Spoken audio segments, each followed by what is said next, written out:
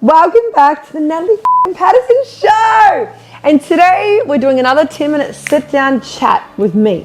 And today what I really wanted to discuss is being a CEO and what does it actually mean. For such a long time I was running a multi-million-dollar business, and I'll be honest guys, I had so many employees doing so many bits and pieces, and though I wasn't actually managing them that well. Over the last month and a half, I've been really going deep within what does a CEO mean? How do I become a CEO? How do I actually put systems in place so that I can track my team, help them, progress them, also give them the freedom of being able to be the best version of them. So, one thing that I really want to speak about today is VAs. I want to speak into team members. What I want to speak into is how you can onboard clients, or actually team members, clients. Wow, I really just love talking about clients.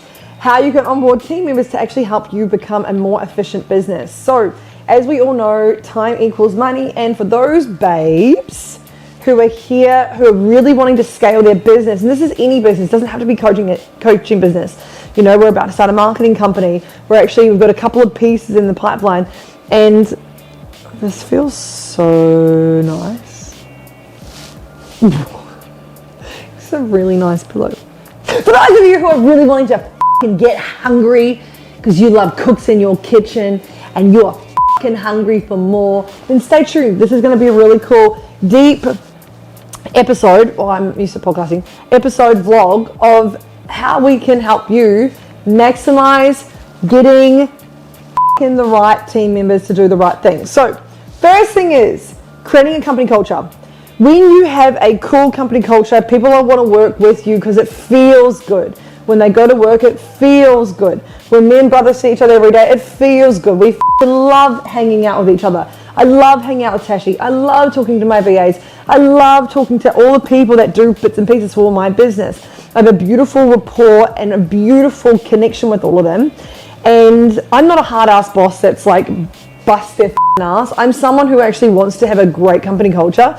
I laugh with them. I love them. I'm very open with them. They know everything that's going on in my life. That's the way I want to create company culture. Also too, my executive assistant knows absolutely everything. I cry to her. I'm also happy for her to cry to me. That may not be you for your, and that might not be right for your company culture, and that's cool. When I really thought about how I want to grow my business and how I really want to scale my business, I want to do that with love. I want to do that with deep connection. That is one of my highest values, so why would I not bring that into my business with my employees, okay? So then the second thing about being the best CEO is actually finding the right person that has the skills and the expertise. So for instance, we had so many people that wanted to be our videographer, and then there was no one. We did quite a few trials, but it wasn't right. I was like, there's something that's not 100% about that person. And when we met brother, it was like his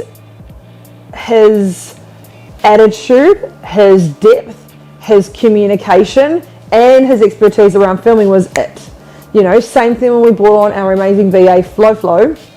You know, I looked at what she was doing on Canva. I looked at the way she replied back to people. I looked at the way she was creating content. I looked at the way she worked, her work ethic, and I was like, yes, she's right for our brand. Also, is she deep? Is she lovely? Is she funny? Yes, she's all those things. So A, she fits company culture. B, she has the expertise, right? And this is for every single thing.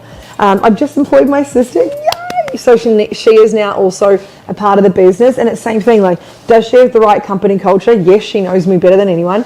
She's funny. She's loud. She's deep. B, she has great expertise in communication. So therefore, she's doing quite a lot of our behind the works communication things at the moment. And it's like, we're hiring people that are at the right time, the right place. The third thing about being a good CEO is having clear communication between you and your employees. So I like to have literally a chat with every single one of my employees, all on Facebook Messenger. I like it there. I could use Slack, I could use Google Meet, I could use all these platforms. I actually don't like them, so I'm not going to use them, okay? I have been thinking over the last couple of days whether or not I bring everyone to Slack. And though what's working for me right now is that every single person has their own individual chat with me, plus we have a big collective group chat. And every single Monday morning, I've got a team meeting with every single one of them, and then we have a big group meeting. Okay, and what that does is it allows me to see the things that they were tracking well in their in our business for the last week, what they could progress in, what I can do to support them that week. And what that means, guys, is that I'm able to just move the needle ever so slightly in the business every single week. So for instance, yesterday, today's Tuesday for those of you who don't know, yesterday in our business I did a meeting with every single person, and one of the things that I implemented with my BA, I was like, I want testimonials on every single one of my landing pages. That's going to move the needle in my business, right? We're now going to be able to see landing pages, like my landing pages, be even more pristine, even more next level. And what that will do long term is obviously make us more money. So that's really cool. And everyone else can see the amount of awesome work that we're actually doing behind the scenes. So having that meeting just like clarified those few bits and pieces. So I highly recommend that as my, don't know if that was my third or my fourth tip. Do you know? Say third. Right, so it was my third thing. The fourth one is uniqueness. Okay, so each of my employees, my team members, they all have their own unique flavor. Okay, and I allow them to have the spaciousness to explore that and to embody that. Meaning, with Tash, for instance, I'm not busting her balls all day, every day, although sometimes I do bust her balls with my assistant because she's got lots to do. But I also give her the creativeness to do what she wants when she needs it. I'm not like, you have to do this by this time and this by this time. It's like, cool, babe, this is what I've got this week. Can you do these things? She's like, great. On Wednesday, I'll go here and do all those bits and pieces. I don't make her have to do something on those days. And I just give her that bit of creative flavor or that little bit of lenience so that she can also do things a bit more independently. I think that is also the piece, okay? Giving them their uniqueness and finding out like, what is it that they love to do and what is it that they strive for in their business, or in their role, and actually really getting clear on that and then working with them through that. You're going to then get more out of your team members, okay? Now, the fifth thing I really want to speak into is, babes, this is love. Now, I touched on this with communication, but I truly mean this. The more grateful you are for the work that they are doing, and the more that they can see what has happened, the more likely they are to keep going. So for instance, over the weekend, some of my team members saw the feminine codes, saw the warrior codes, and they saw the transformation in other people. Like Josiah and Tash were both blown away and so fueled up to want to keep running this business with us. They saw the vision, they saw the mission, and what I keep doing is I keep bringing them into the mission and the vision. And this is the fifth thing, that love is seriously the piece. Now, I've worked for some hard-ass businesses before. I've had narcissistic bosses before, and you know, it kind of all interlinks of like communication, love, culture, like it all kind of is the same thing. But really at the end of the day, I want my employees to see the vision and the bigness, and that's why they're here, is because they see what I'm creating and they want to be a part of something bigger than just a coaching business. They want to be a part of a family that is literally going to change generations to come. And you know, at the Feminine Codes, we had so many beautiful women say, Natalie, you've changed my life, I love you so much. And lots of women like crying and telling me how grateful they are for me, which is so beautiful. And I love receiving that. And like Josiah's now witnessed that a lot, and Tash has witnessed that a lot, and that's why they also see the big vision.